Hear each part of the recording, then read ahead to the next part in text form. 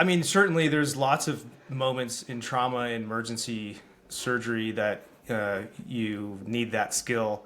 But I think that really you just learn it over time. I don't think there's any, maybe some people sort of have that innately where they're not super overwhelmed easily and, they can take on lots of tasks and, sort of remember that you're not the one dying and, it's somebody else. And even though that sounds sort of bad, but that's what the people that I was modeling myself after did, and so you learn from them, and it's sort of just like surgery or just like medicine. It's a little bit at a time, and there's not you don't jump in and you're like, oh, I'm just I'm a superhero now and I can take all this stuff. It's a little bit at a time over a long period of time, and then you get better and better and understand everything.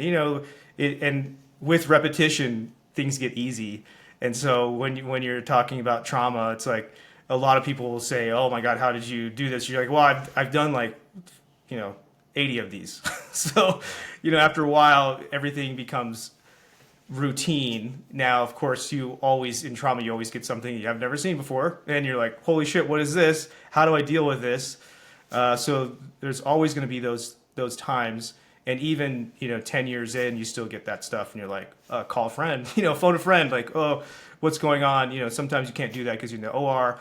But even then, really, you should be, gathering other people and saying, hey, are we doing this right? Let's think about this in a different way, or call a colleague that you respect, and so you're always kind of doing that.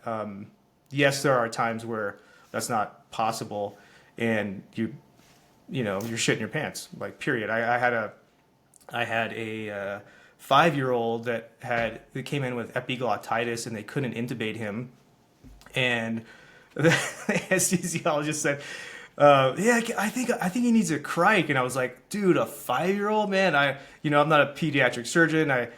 This was not a pediatric hospital, but of course they came into the ER with epiglottitis, of course, and he's there, so now it's not like you're going to send him somewhere else when he's losing his airway."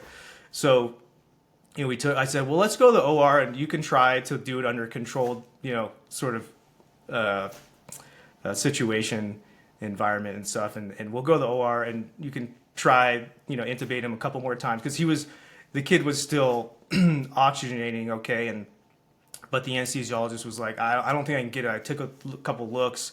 I don't think I can do it. If I try to put the tube down there, I think it's going to swell up more, and I'm going to have a tough time, so I'll lose the airway. So we said, okay, let's go to the OR. We prepped him out, everything, got the kid out, on the table. And I'm thinking to myself, like, I've never done a 5-year-old, but I've done lots of crikes, right? Emergency and things like that. Done tons of trachs.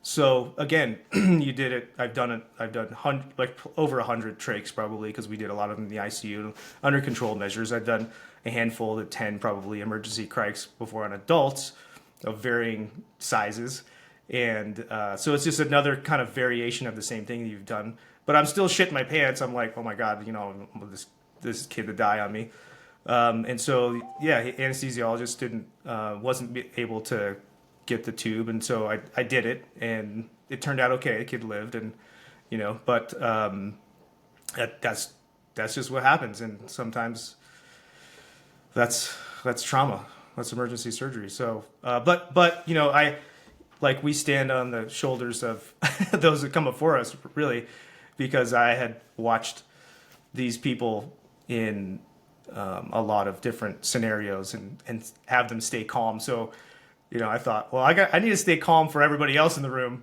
because they stayed calm for us before. I'm like, okay, now it's my turn.